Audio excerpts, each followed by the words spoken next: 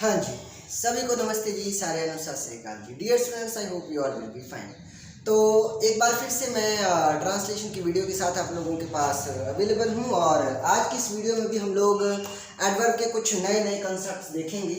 और इससे पहले कि हम लोग आगे आने वाले सेंटेंसेस पे जाएं, पहले हम लोग अपना होमवर्क देख लेते हैं। लास्ट वीडियो में आप लोगों को होमवर्क मिला था, मैं इतना खुश हूँ कि अपनी भावनाओं को नियंत्रित नहीं कर सकता, क्षमता की बात आ गई। तो इस तरह के सेंटेंस को कैसे कहेंगे, हालांकि इस तरह की चीज़ें आपने पहले भी देखी हैं, पर आइए हम लोग देख लेते हैं। देखो, इस तरह के सेंटेंस को ना दो तरह से बनाया जा सकता है। एक तो सो और दैट का कंसेप्ट लगा के, सो के साथ दैट का कंसेप्ट लगा के बनाया जा सकता है। दूसरा TOO एडवर्ब के साथ हैप्पी जैसे एडजेक्टिव का यूज करके भी कर सकते हैं। तो आइए देखते हैं। आई एम सो हैप्पी, मैं इतना खुश हूँ। आई एम सो हैप्पी, मैं इतना खुश हूँ कि आई एम अनेबल, मैं एबल नहीं हूँ। अनेबल मतलब मैं एबल नहीं हूँ, मैं इस काबिल नहीं हूँ।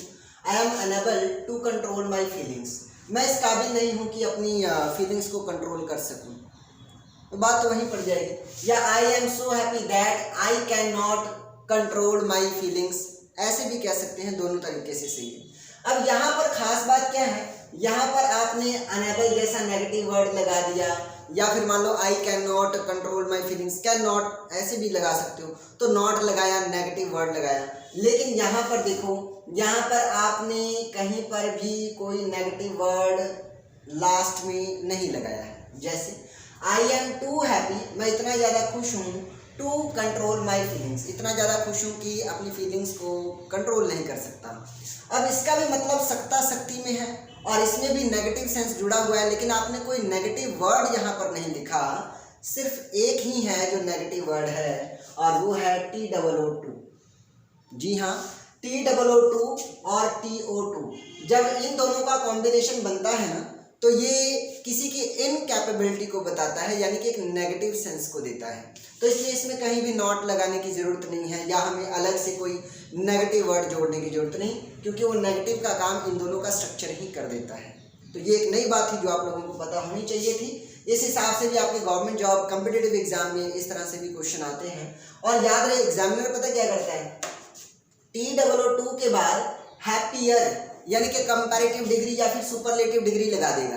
तो आपने हमेशा याद रखना है कि TOO के बाद जो ये एडजेक्टिव हमने लिखा है, ये एडजेक्टिव सिर्फ और सिर्फ पॉजिटिव सेंस में ही, पॉजिटिव डिग्री में ही होना चाहिए। चाहे ये एडजेक्टिव आए, चाहे यहाँ पर एडवर्ब आए, वो हमेशा पॉजिटिव डिग्री में होना चाहिए।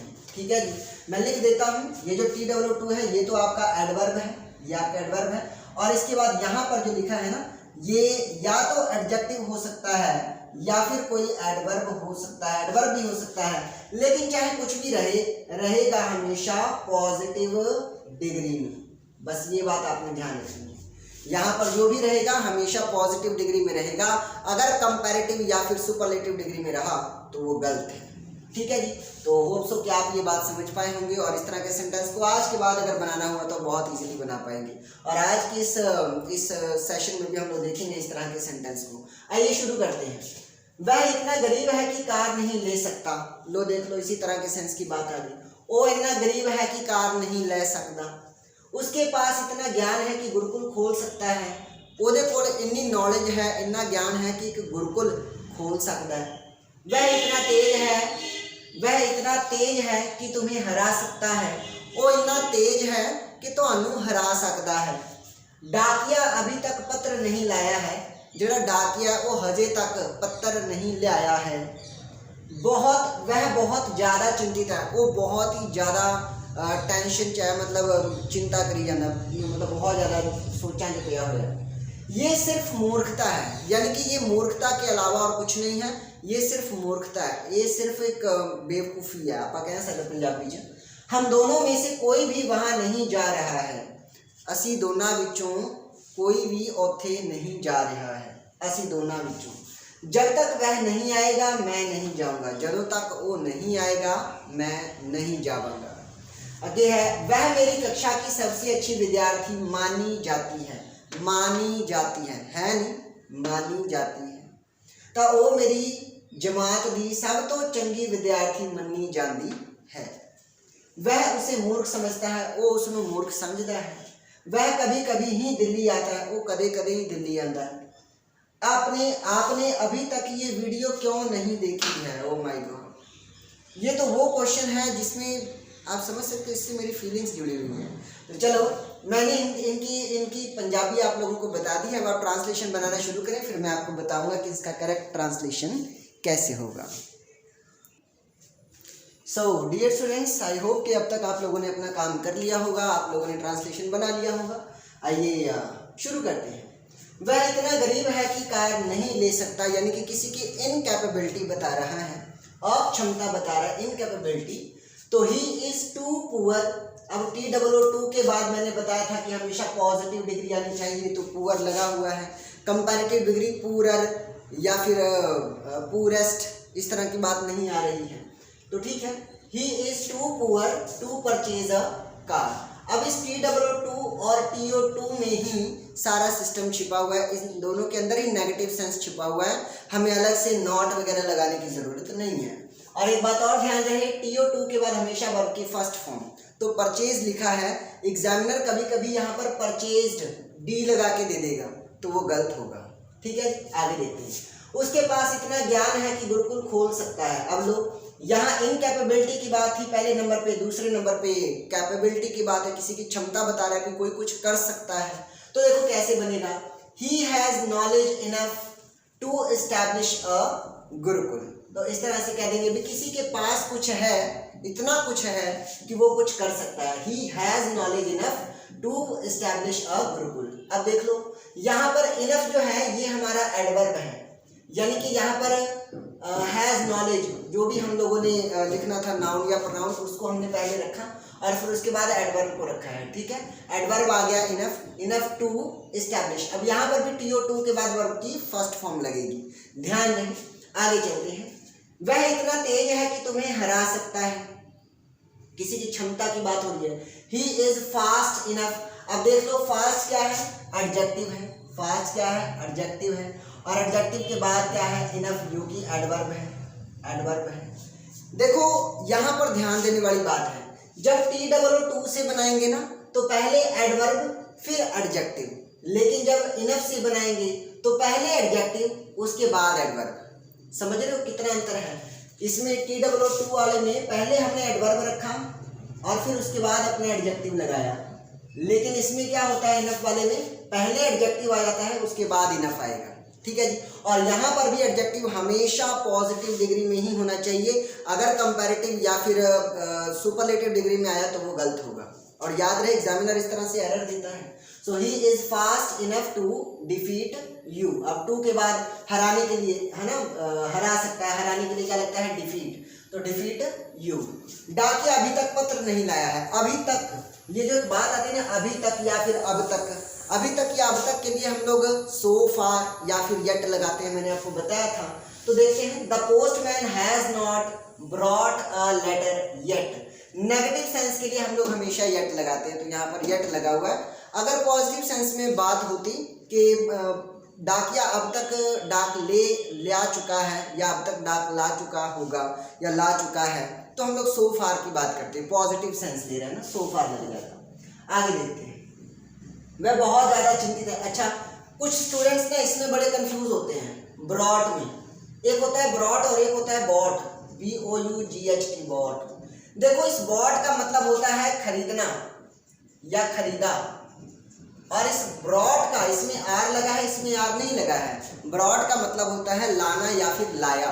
ब्रॉड का मतलब होता है लाया और बॉड का मतलब खरीदा। तो ये खरीदने के सेंस में होता है, ये लाने के सेंस में होता है, ये अंतर है, तो इसमें कंफ्यूज नहीं होना।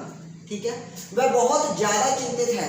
यहाँ पर आपको ध्यान देना है, देखो दो चीज़ें यूज हो रही हैं, मच भी लग रहा है और TOO भी लग रहा है। इससे मैं आप लोगों को ये बताना चाहता हूँ कि अगर मच और TOO ये दोनों साथ साथ आए ना, तो पहले क्या लगेगा? मच, फिर उसके बाद टू है तो उसके बाद हमने एडजेक्टिव लगा देना है वरीड। ठीक है जी। अगर पहले मच लगा है और फिर टू लगा है तो क्या लगा देना है?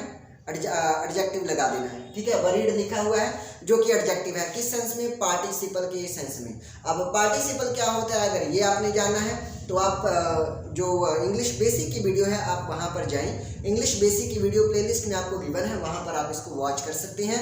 वर्ब की 5 फॉर्म के साथ हमने पार्टिसिपल को भी डिस्क्राइब किया है, वहाँ पे आप अच्छे से पता कर सकते हैं। आगे देखते हैं, ये सिर्फ मूर्खता है, it is nothing else than sheer foolishness, मूर्खता, फुलिशनेस। और आपको याद आ ही गया होगा नेस। जिन लोगों ने वोकैब की जो सिनोनिम वाली फर्स्ट वीडियो है अगर उसको अच्छे से देखा होगा तो आपको पता चल गया होगा कि जिस वर्ड के एंड में नेस लगता है वो क्या बन जाता है, नाउन बन जाता है। अगर सिर्फ फुलिश लिखने की बात करते, फुलिश लिखने की बात करते तो वो नाउन भी हो सकता था, ठीक है, तो वो नाउन भी हो सकता था। लेकिन अब फुलिशनेस लगा दिया है तब तो ये नाउन है, पक्का है, नाउन है, ठीक है जी। अगर सिर्फ फुलिश लिखते तो फिर वो एडजेक्टिव का भी काम कर सकता है और वो नाउन का भी काम कर सकता है। चलो आगे देखते हैं, it is nothing else than, nothing के साथ जहां भी एल्स आ गया तो उनके साथ हमेशा देन ही लगता है, ये बात याद रखनी है। अगर यहाँ पर देन की जगह BUT बट लगाकर एग्जामिनर दे देना तो आपको पता होना चाहिए कि नथिंग एल्स के साथ हमने देन लगाना है, बट नहीं लगाना। एग्जामिनर इसके साथ बट लगा के दे देगा। चलो आगे देखते हैं, हम दोनों में से कोई भी वहां नहीं जा रहा है। दो लोगों की बात हो रही है और नेगेटिव बात हो रही है तो क्या लगाएंगे, नाइदर लगाएंगे। दो लोगों की बात होती और पॉजिटिव बात होती तो क्या लगा सकते थे, आइदर लगा सकते थे। दो लोगों की बात होती और दोनों में से किसी एक की बात होती ना, भी दोनों में से कोई एक है मतलब पॉजिटिव सेंस में आता तो हम लोग आइदर लगा देते। लेकिन दो लोगों की बात होती और दोनों में से दोनों की ही बात होती और पॉजिटिव बात होती तो हम लोग बोथ लगाते। तो दो के लिए 3 तरह के सीक्वेंस आते हैं और ये तीनों सीक्वेंस मैंने आपको बता दिए। आइए देखते हैं, दोनों में से कोई भी वहां नहीं जा रहा है, नेगेटिव सेंस दे रहा है तो नाइदर लगेगा।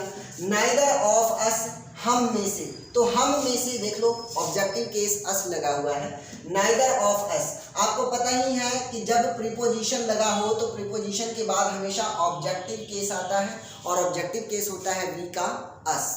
वी का ऑब्जेक्टिव केस क्या होता है, अस। अब ये बात किसको पता होगी, जिसने पर्सनल प्रोनाउन अच्छे से किया होगा। पर्सनल प्रोनाउन भी आपको प्लेलिस्ट में गिवन है, अलग से सीक्वेंस बनाया हुआ है उसका पर्सनल प्रोनाउन का। अगर आपने नहीं देखा है तो उसको आप वॉच कर सकते हैं। और याद रहे, ट्रांसलेशन करना हो या टेंस करना हो, पर्सनल प्रोनाउन सबसे पहले जरूरी है, उसके बिना तो चल ही नहीं सकता है। So neither of us is going there. अब देखो नाइदर लगा हुआ है, नाइदर हो आइदर हो दोनों हमेशा सिंगुलरिटी का सेंस देते हैं। सिंगुलर के लिए सिंगुलर वर्ब लगनी चाहिए तो इज लगा हुआ है, बिल्कुल करेक्ट है। आगे देखते हैं, जब तक वह नहीं आएगा मैं नहीं जाऊंगा। जब तक की नहीं, जब तक की नहीं के सेंस के लिए हम लोग अनलेस लगाते हैं। Unless he doesn't come I will not go. क्या ये सही है? इसमें कुछ एरर है।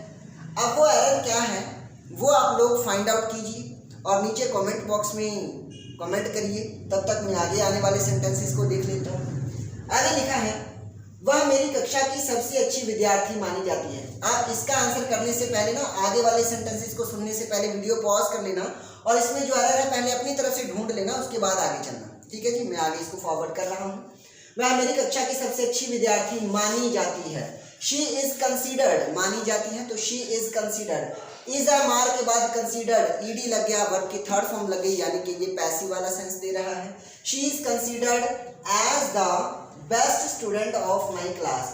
जब कंसीडर्ड हो ही रहा है तो फिर एज क्यों लगा रही हूँ, तो यहाँ पर ये गलती थी।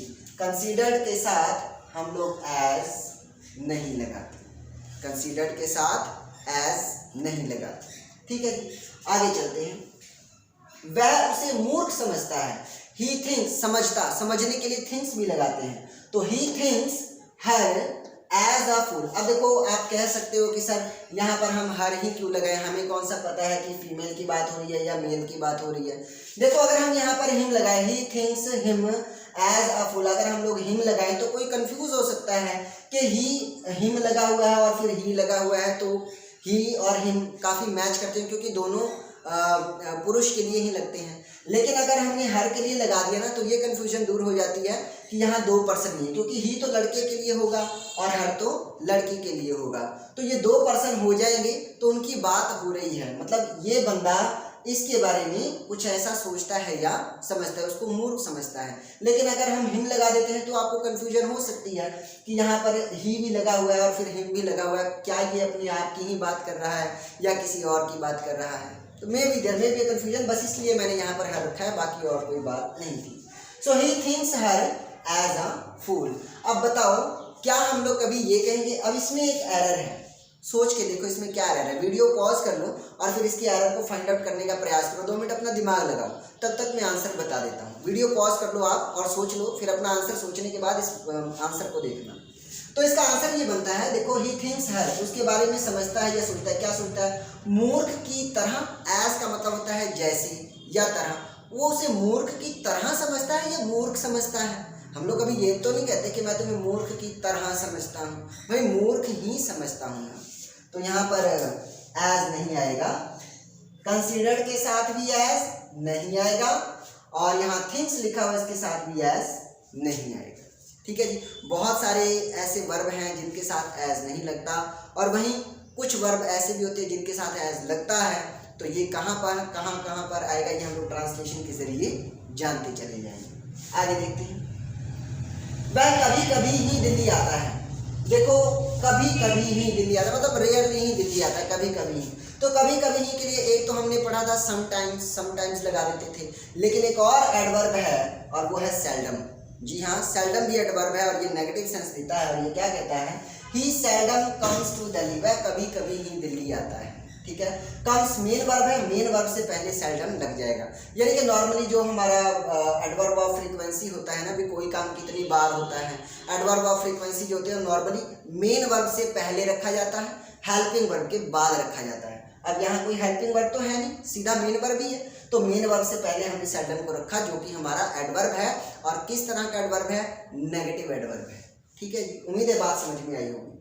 अब आज का जो आपका होमवर्क है वो है 12 नंबर। आपने अभी तक ये वीडियो क्यों नहीं देखी है, ये आप लोगों का होमवर्क है। इसका आंसर आप लोगों ने बनाकर कमेंट बॉक्स में कमेंट करना है।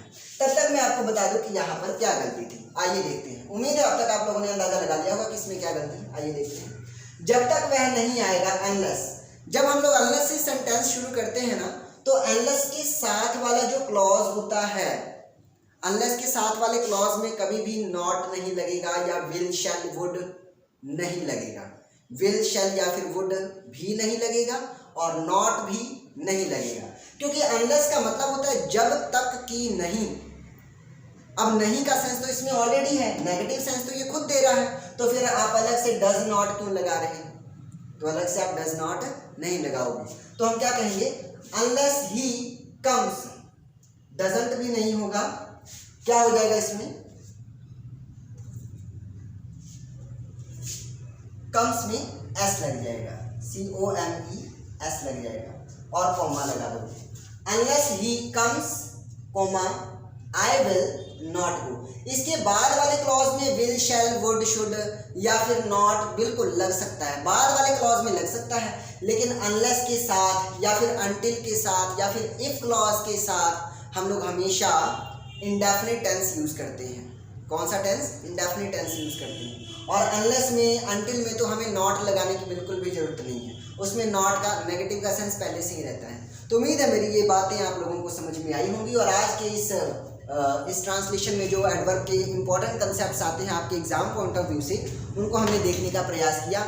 अगर इसी तरह हर एक बात को आप लोग समझते रहे और हर एक चीज़ को करने का प्रयास करते रहे तो वो दिन दूर नहीं है कि जब बहुत जल्दी ही आप इंग्लिश के सभी रूल्स को ना सिर्फ याद कर पाओगे बल्कि प्रैक्टिकली उन्हें एग्जाम्पल में किस तरह से इम्प्लीमेंट करना है ये भी देख पाओगे। मैं साइड हो जाता हूँ, अगर आप इसका स्क्रीनशॉट लेना चाहें तो ले सकते हैं।